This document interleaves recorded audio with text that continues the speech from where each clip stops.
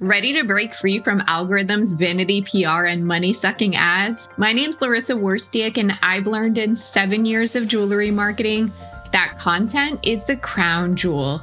My agency, Joy Joya, takes a holistic approach, leading with laser-focused storytelling, impactful content creation, and strategic content distribution. This method has worked for the solopreneur as well as the multi-million-dollar company, and now I'm sharing the same systems and tactics with you. Here's to standing out in the sea of sparkle. Welcome to episode 267. Today, I want to talk about how you can use Instagram as a customer experience channel. Using Instagram in this way is like turning the popular social media platform into a digital space where your business can interact with fans and customers in various engaging and friendly ways. Imagine Instagram as a lively market where businesses set up their colorful stalls or their Instagram profiles to display their products and interact with all the people walking by, like their followers and potential customers. Unfortunately, many businesses use Instagram to simply broadcast their messages to people.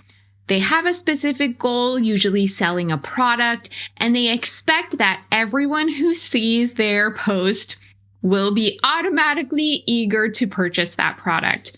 But prioritizing customer experience involves taking the time to interact with customers and actively, keyword here, actively build relationships with them. The way people engage with Instagram is evolving with an ever-increasing emphasis on video content. It's really becoming more of an entertainment platform than a traditional social media platform. And as a result, your content may be viewed by people who don't necessarily like or comment on it because they're just scrolling by, trying to distract or entertain themselves. And this shift really requires a smarter approach to crafting a customer experience. So we'll be talking about how to use Instagram not just as an endpoint, but as a starting point to encourage people to connect with your brand in various ways.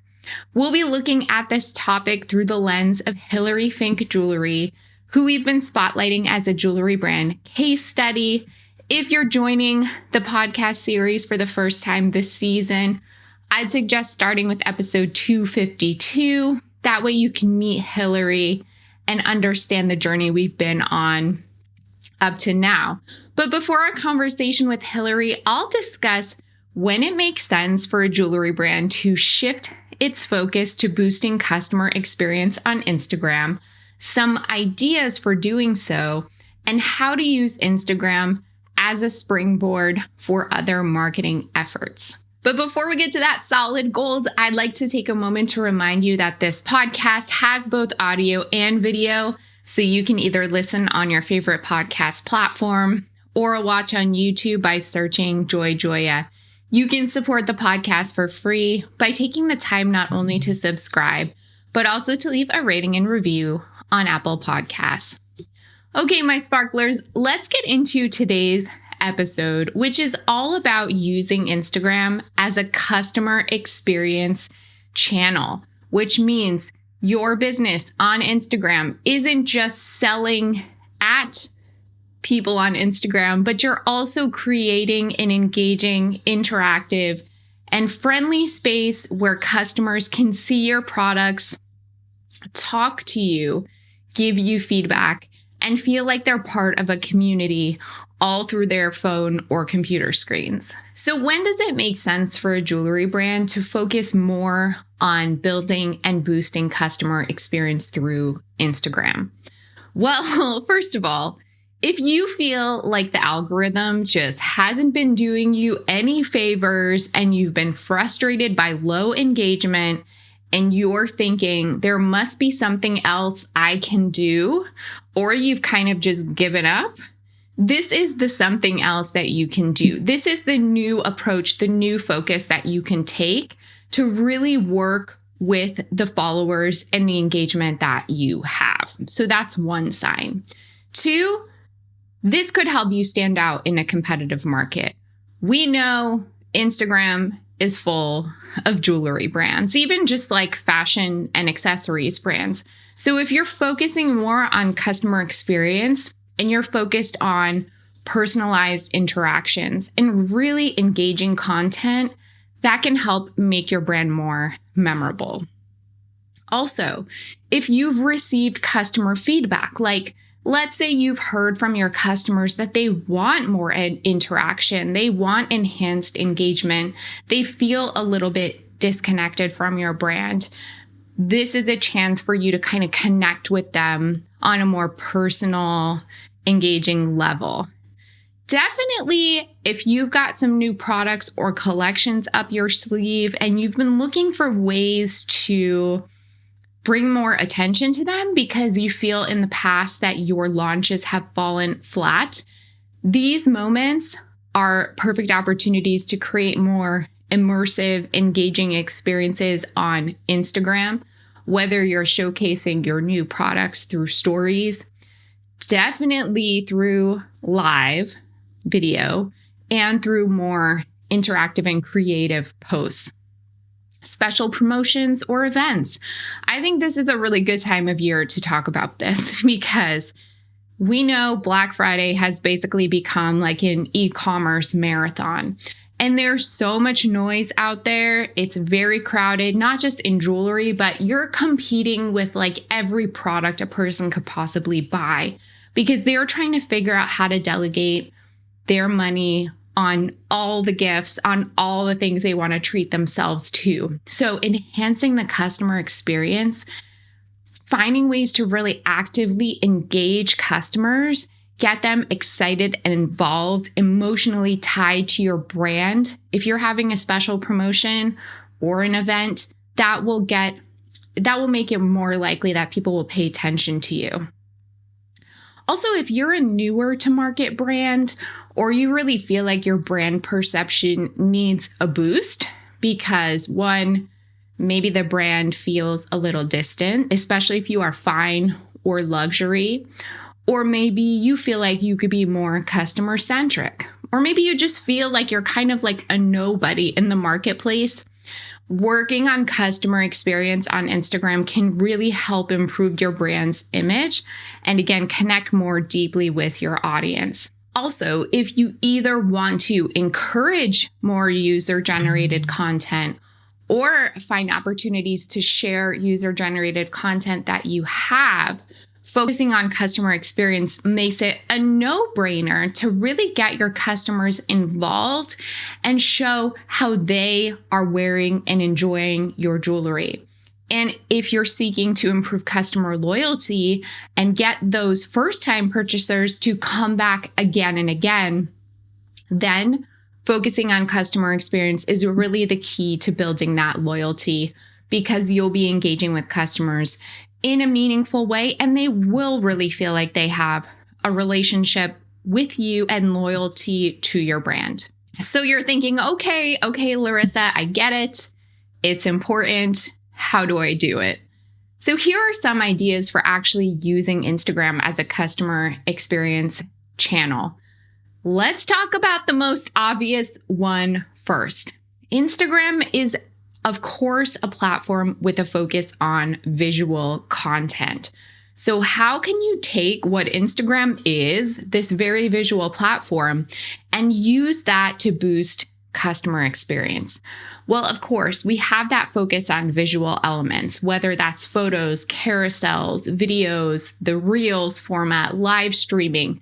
These really open up extensive possibilities for you to create those captivating customer interactions. So maybe you're soliciting their opinions, inviting them to join in contests. That really helps foster a lively and reciprocal dialogue. You want to ask for their feedback. You want to ask questions in captions. You want to use the imagery, the videos to kind of provoke a response and then support that with the captions.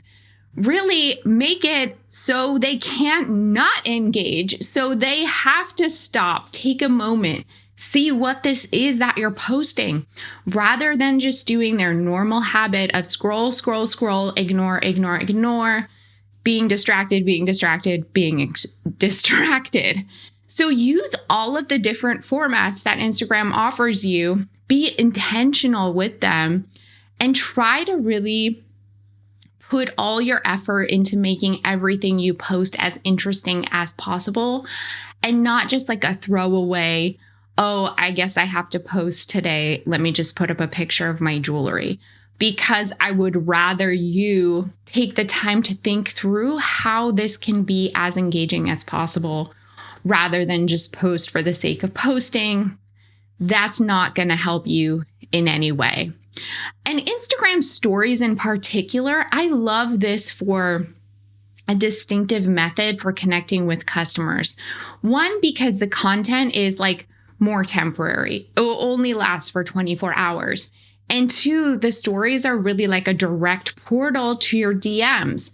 So rather than someone like leaving a comment on a post, that's like one step away from having a conversation in DMs. In stories, if they were to respond to you, they're in your direct message box and you have direct access to them. So really lean into those stories. Use all the features like polls, quizzes, the option to share and acknowledge responses. This not only boosts engagement, but it also shows that you appreciate and you care about your followers. And that contributes to an improved perception of your brand and stronger ties with your audience. So back to some more general tips. Make sure you're responding to all comments. Even if someone just leaves you like a heart emoji, I want you to respond to them. So you are not just going on Instagram to post and ditch the platform and leave and not engage with it for the rest of the day, or use a scheduling tool and never logging into the platform at all. You need to spend time on there actually engaging with comments.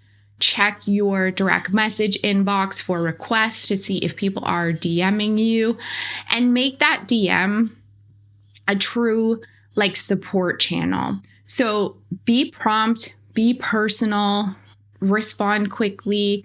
If someone complains or gives you feedback, even if it's a negative comment, make sure you're engaging with everyone. There are actually now a bunch of AI apps that integrate with Meta Business Suite that can help you manage auto replies to when people DM you. So it looks like you're always there to help, or at least is like an intermediary option until you are able to get to your phone and engage with the customer who's DMing you. Okay, here's a really big one. If you take one thing from this episode, take away one thing from this episode, please take this. Don't be afraid to directly ask for what you want and or go out of your way to offer an extra level of service. I don't know what it is, but I think, are you shy? Are you not sure if it's appropriate to engage with customers on a deeper level or go one step further? For example, if you notice that someone is liking or commenting regularly on your posts, feel free to DM them, thank them, get to know them, ask them if there's more information that would be helpful to them. Be friendly and offer your support. You don't have to be a used car salesman. Show them that you've noticed their engagement, you've noticed them, and that you appreciate them. Also, remind those people of the incentives that you offer. So let's say you offer a % off for signing up for email. You can say, hey, are you signed up for my emails? You may not have known that when you sign up, you get 15% off your first purchase or whatever. You can also offer personalized product recommendations via DMs. If a customer is showing interest in a particular product, then you can suggest complimentary items or new arrivals or even things that haven't even hit your shop yet that you think might interest them. And I think, like, as I said, too many brands are afraid to be direct and assertive with customers or even with interested people. And you can't assume that everyone who follows you is seeing and or paying close attention to your content. So use Instagram as a service channel and be of service to these people who are engaging with you. Other tips: share informative content or tutorials related to your products, like styling tips, gift guides. This can help customers understand your offerings better and see the value in them. You may want to think about partnering with influencers to reach that broader audience, because they can really help create authentic content that resonates, enhances your brand's credibility. Maybe you use Instagram to offer exclusive deals or promotions to your followers, and this can incentivize people to follow your account and, again, increase customer loyalty. Another highly underutilized feature of Instagram when it comes to customer experience is live. Host live sessions, do Q&As, do your product launches, do special live events. That really helps create a sense of community, immediacy, gives that personal connection to your brand. You can share customer reviews and testimonials. You can, as I mentioned before, use stories to do surveys and gather customer feedback. If you have a team, it's really nice to do like meet the team kind of content to show what it's like, a day in the life in your business, make your brand feel more relatable and engaging. And also other types of behind the scenes content, whether that's early previews, sneak peeks, day-to-day stuff, sitting at the bench, choosing gemstones, whatever that may be. How then can you use Instagram as a springboard for other marketing efforts? Once you start to actively and more proactively engage, those analytics from Instagram can provide valuable insights into your customer preferences and behaviors. And then that can be used to tailor content and strategies on your other digital marketing channels. And really understanding what content resonates with your audience on Instagram can guide your approach to content creation elsewhere. Also, so important, this needs to have synergy with your email marketing. So Instagram can be used to help you grow your email subscriber list if you're promoting signups through posts and stories. You can offer exclusive content or discounts to subscribers and create that mutual benefit between your Instagram presence and the health of your email marketing list. And also, in general, this will create enhanced customer service and a feedback loop. So if you're using Instagram for customer experience and customer service, that of course will boost overall customer satisfaction, leading to positive reviews, word of mouth marketing, and happy customers, excited customers are more likely to engage with the brand on Instagram and other platforms, recommending it to others, leaving positive feedback.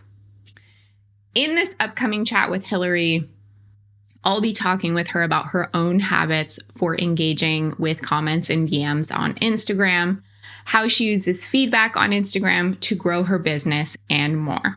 Hey, Hilary, I'm excited to chat with you about all the time you spend on Instagram. Hi, Larissa. Yeah, let's go for it. Let's talk about my Instagram addiction. Yeah, but in all seriousness, I mean, a lot of the engagement that you get with your customers is on that platform. So, of course, it makes sense for you to spend time there. And I'm really interested to know, like, how you use it as almost like a customer service / customer experience platform. So tell me, what are your habits with like engaging with comments and DMs on Instagram? Well, I don't have any notifications. So that's one thing. And then, but that just means that I'm checking it all the time because I'm not being notified that there's stuff. So I'm always like, ooh, I wonder if there's something new. So with comments, I will try to always respond to comments. I feel like people are taking the time to look at my posts and say something hopefully nice. So, I either reply with a simple thank you or, if it warrants something more or a simple heart, like, if gem dealers are liking something or, commenting on something, I will either put a heart if I'm feeling nice, or if I don't feel like dealing with gem dealers, I will go and block them because there's so many. So it really depends on my mood, what I'll do with gem dealers. But and then the same with DMs. I will try to be as courteous and kind and amenable as I can with DMs. Just like trying to find out what people need, what they want. And then, of course, if there's comments where people are just kind of asking for something more than I feel like talking about in the comments, like prices and things like that, I'll always move that over to DM. I'm sure since like you occasionally have posts that I guess go quote unquote viral, you probably get a lot of engagement and interaction from people who just aren't like regulars or they're not familiar with your brand. So I wonder if you get anything that like surprises you or kind of throws you off a little bit. Yeah. I've gotten some ridiculous comments before, and I just delete them and block the person. I'm not going to engage with something that seems like it could be like a trolling situation. I guess the comments that throw me off the most, I'm always just like, really? Are the people that think they need to tell you what they think your jewelry looks like? They're like, that looks like a ham sandwich, or whatever the thing is. And you're just like, why do you think that I, first of all, care that you think my jewelry looks like that? Second of all, why do you think it's okay to put that? So anyway, I just delete stuff that first, I don't want anyone else. Like, let's say someone really liked that necklace, and then they see that someone said it looked like a ham sandwich. I'm like, well, I don't even want them to get that idea in their head, so yeah, I'll just delete stuff like that. But I get especially on posts that goes, quote unquote viral. I've gotten some weird stuff. It's probably good also that you don't put prices like in captions, because I've seen a lot of comments where people are like, that's really expensive. And I'm like, yeah, but that's also relative to you and your situation, and people like to talk about money a lot in comments. Yeah. I did that when I first started, and I realized pretty quickly that I should do that. I would say another comment that I get, and I get DMs about this, and I get comments about this, and I feel kind of bad about it, but people, they want to know exactly how I do my capture setting. And they want to know like exactly what torch I use. They want to know. And it's kind of like, I hate being like secretive, but it's like, it's not rocket science, but it's kind of like my special sauce, right? It's like, you don't ask a restaurant like, hey, can I get that exact recipe for your, that amazing soup that's, that everyone goes crazy for or whatever. So, in DMs, I've gotten to the point now where I just kind of ignore it. I feel bad. But, in the past, I've been like, no, sorry, it's, blah, blah, blah. And then in DMs, I've said something before, or in comments, I got some snide comments back from someone that thought I was rude for not telling them how I did it. So I don't know. That one kind of throws me off a little bit too. I mean, I don't blame you. There's such an issue with like copycatting in this industry today. And I don't know. I think a lot of people feel entitled to information that's out on the internet, and they don't think about, there's like an actual maker behind this who's trying to make a living. So I get it. I get it. Yeah. Would you say that you've ever gotten feedback that actually like inspired or influenced new products or new designs, or like working towards something that would satisfy like customer requests? Yeah, generally if there's a post that goes crazy and gets a lot of comments, or, if because of the post something sells right away, that's a good indication to me that like, was it the stone? What was it about the design? And then, I'll make a little mental note, like, get some more of those stones in that color, or, whatever. And, try to make a design that's fairly similar. And then a lot of my posts will inspire custom design. And so then working with a client through, some sort of new design for them always ends up spurring new ideas for designs anyway. So, it's such a great feedback tool. Yeah. Well, you had that one post, I won't mention the gemstone because we'll keep the drop secret, but there was a post that went viral in July, And it really got like a crazy amount of attention. So Hilary immediately was like, I need to get my hands on more of these stones. So she'll be doing another drop later in the year. Who knows how that will go, right? Like, it's so surprising. I feel like, yes, Instagram is a great indicator. I think it also is a great mystery. You know, like I will have posts that get several thousand likes and people are sharing it and bookmarking it. And that piece will just stay on my website for months. I'm like, okay, yeah. I don't know. I know. We were just talking about that in the meeting. So it's like, yes, on one hand, it could be a good indicator. But on the other hand, we don't know why this one post of Hilary's is getting so much attention, yet no one has bought this piece that's been sitting on our website for months. Yeah, I don't know. I don't know what to think. I'm like, maybe my caption isn't direct enough, or maybe I'm not. Maybe I don't have a call to action in the caption. And, you know, who knows? Have you ever thought about like more proactively responding to commenters with like, hey, you can buy this? Not like in those words, but basically that vibe. I think if I kind of came up with something that made sense, like I'd have to think about it a little bit. And not that I want to come up with something boilerplate, but something that would sound not too salesy and pushy, but yeah, it's a good idea. Yeah. I guess too, I mean, you probably have people in your comments that you've come to recognize, like when they comment. I'm sure there are like regular commenters. I wonder if that would be someone who you could feel more comfortable saying like, hey, do you want to see a video of this on? Like I can DM it to you kind of thing. So it's not just like a buy this, but more like an introduction to like a sales conversation or something like that. That's a great idea. Yeah.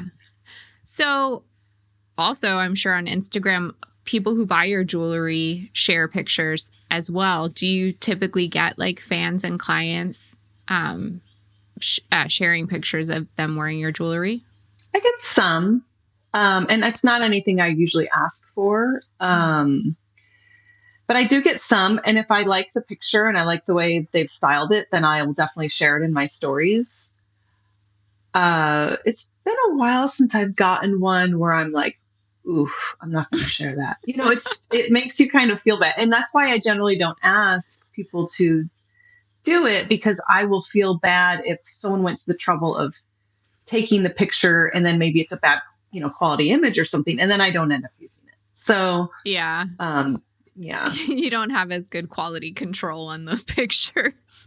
Yeah, it's tricky. But, I have one client in particular, and, he always sends really cool pictures of like my orb layered up with like Marla Aaron, little carabiner thingies. And, yeah, he does a great job layering his necklaces. That's cool. And I think we may have talked about this before, but that could even give you an idea of like how to style, showing people how they can style to incorporate the products like into their own personal collection. So that's really cool also.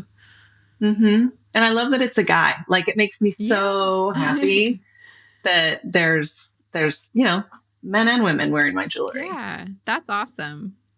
So going back to the DM stuff, do you often, or have you ever just sold a piece like through DM, like they bypassed the checkout experience on your site? And like, how often does that happen? For sure. That's definitely happened. I would say less so since I've been more regimented with like my monthly product drops. Because a lot of what I post is like, it's coming soon.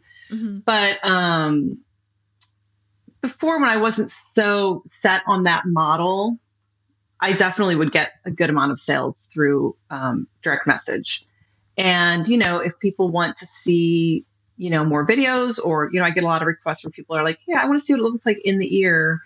And, so I'll send them some as best as I can do I am so bad at taking pictures of earrings on myself. I am so impressed with people that can do that. I can't do it. I've totally tried to, and it's like the earrings like on hard. The edge of the frame. Yeah, I don't know how people do that. Mhm. So, I'll try to send them whatever they need in terms of getting a good look. But, you just never know.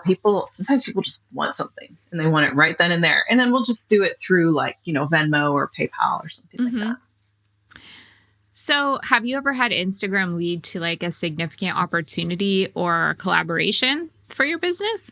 Yeah. I feel like my whole business has been one big Instagram opportunity, honestly. But a couple of years ago, I was contacted by Brian Pump, who organizes that Mad About Jewelry show at um, that art museum in New York. I'm blanking on the name of it right now.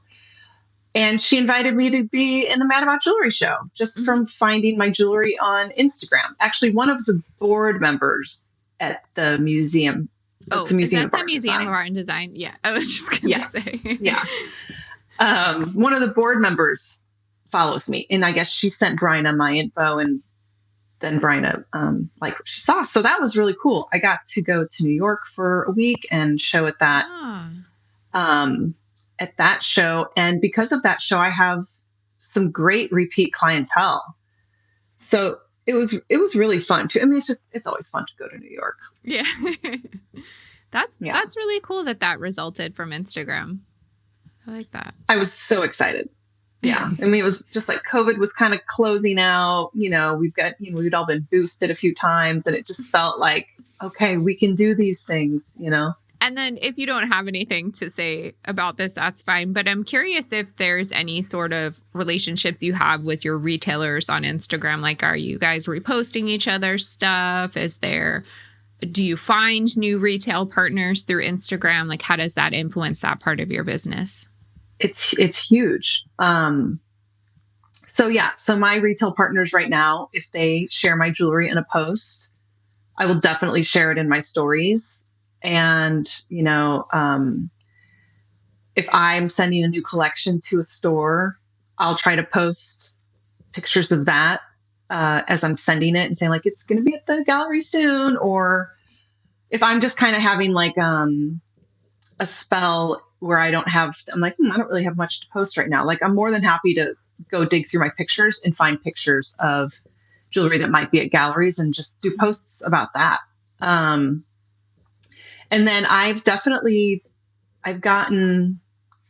I feel like every store I'm in, besides maybe some local stores, I think it's all because of Instagram. I've approached stores through DM. Stores have approached me through DM, and it's just as important of a tool for retail partners as it is for direct, I feel. Yeah, that's such a great thing for everyone to remember, because I think, yes, Instagram could be like this customer service direct access channel to your customers. But yeah, you got to remember all those other partners that can make your business flourish too. Yeah. And, every store is different, right? Like, some stores might not like a DM, but I think it's okay to say, hey, I love your shop. That you carry some incredible designers. Or if it's not necessarily just a jewelry store, you can say like, I love the clothes that you sell in your shop.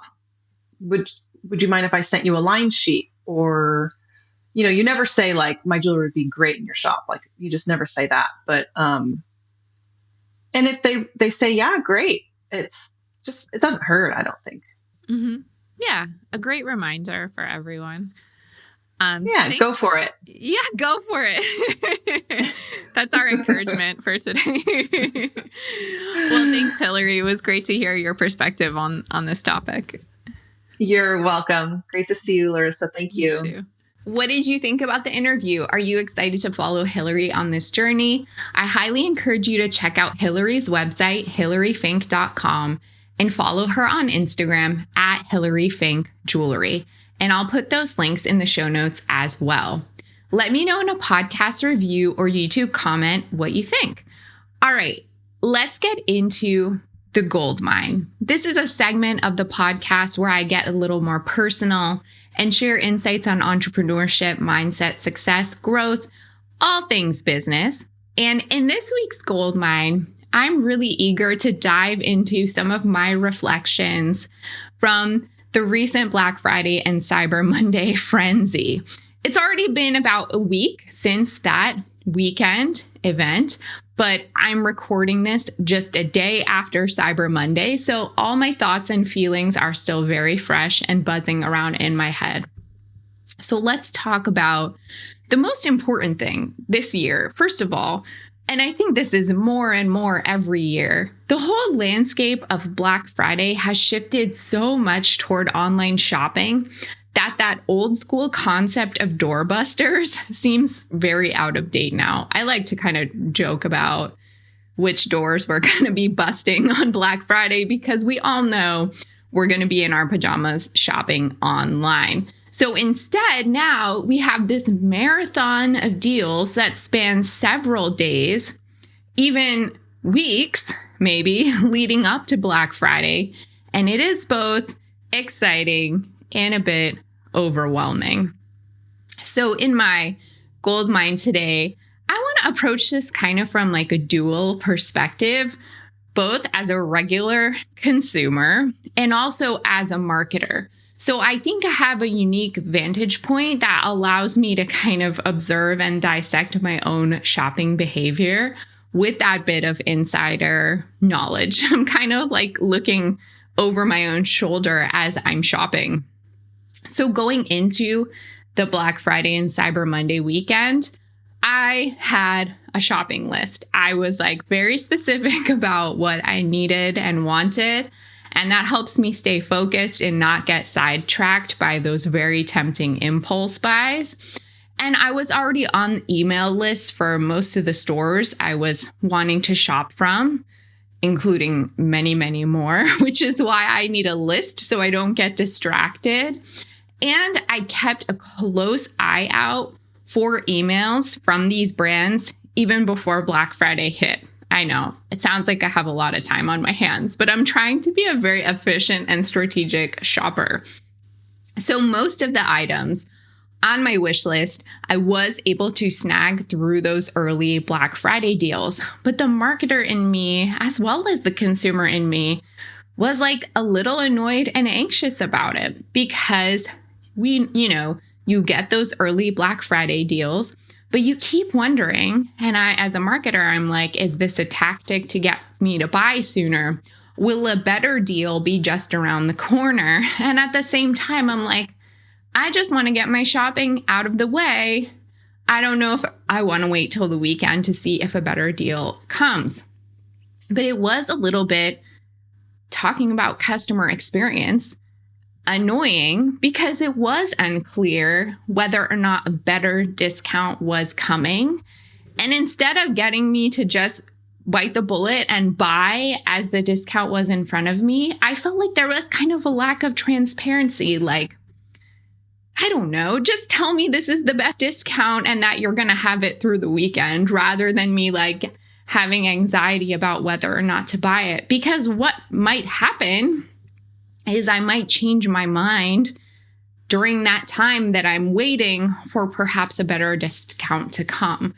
Or maybe I ended up buying that thing somewhere else. So there is that potential downside to doing that like nail biting early Black Friday deal. And that's really something to keep in mind for you as a business. Like, is it worth potentially risking your customers wondering if a better sale is going to come, or would you rather just be super transparent about what you're doing and get them to understand, this is the best discount, or maybe the discount is not necessarily better or worse, but it's a different type of discount that you'll be offering later. I did also see that a lot. So there's also, when it comes to Black Friday and Cyber Monday, one thing on my list was this kind of bougie dog treats that my dog really likes. I bought them last year on Black Friday. I got a really good discount on them. So they were on my list. I was on high alert. I was looking for the emails from the brand. I noticed they hadn't emailed me in a while. I looked at their site repeatedly. There was no news, even on Black Friday. And I was kind of disappointed because they're a type of like more high-end thing that I wouldn't normally buy, but then I'm encouraged to purchase in quantity when there is a sale. And surprise, on Cyber Monday, this retailer decided to do a sale, but I had already purchased dog treats somewhere else because I kind of gave up and didn't think anything was coming. And I'm sharing that story because that flash sale strategy for Black Friday, Cyber Monday weekend, I'm not sure if it's super effective. I think that it makes a little more sense to kind of prep your customers, get them excited to fill their carts, build anticipation, and be kind of transparent about what you're doing. If you only want to have a Cyber Monday sale, I think that's fine. But I think you need to kind of prep people for that because a lot of people are getting their shopping out of the way much earlier. And then by the time your sale comes, they may not even want to purchase anymore. Another thing that kind of bugged me as a consumer and as a marketer during Black Friday, Cyber Monday weekend was a sudden influx of emails from brands I barely hear from throughout the year. I don't know if like most people not in marketing would even notice such a thing because I don't know how closely they pay attention to email marketing. But these emails suddenly, very conveniently, pop up out of the blue with their Black Friday, Cyber Monday deals. While I personally was very firmly sticking to my list, it was actually a little bit annoying for me or jarring to suddenly remember these brands existed very last minute, because there were a few instances where I'm like, well, if I had kind of mentally planned to buy this thing, or I had remembered this brand sooner and kind of worked it into my holiday gift budget, I think I would have waited for their Black Friday deal. But because I kind of had forgotten about them, they were not on my list, and I did not participate in their kind of desperate attempt at getting me to buy. So what are the takeaways for next year, and what are some tips you can use? Well, I would say if you can, now that you're fresh in your own like perceptions of Black Friday or what you want to be doing or what you've seen that you thought was interesting, start kind of brainstorming next year's Black Friday, Cyber Monday strategy now. And then don't be like those brands that just like come out of the woodwork when they want people to shop. You need to keep your communication steady and consistent all year round so that you don't come off as desperate or out of place during the holiday season. And when it is time to launch your sale, be clear about what's happening, be transparent, give your customers plenty of notice, and then promote your deals frequently. To you, that might feel like overkill, but remember that not everyone sees every email. I mean, there's like a million emails. You would be lucky if a customer sees like one of your email announcements.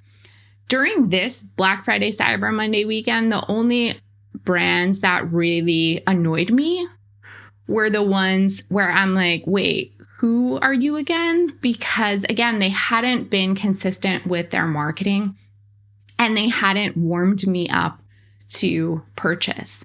I'm really curious to hear about your Black Friday, Cyber Monday experiences, both from the selling and buying sides.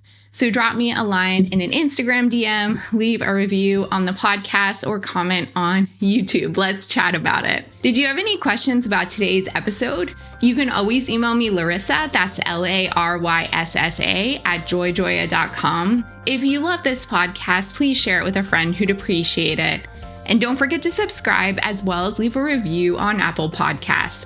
If you're completely new to digital marketing, then you'll want to purchase and read a copy of my book, Jewelry Marketing Joy. Visit joyjoya.com/book for more information.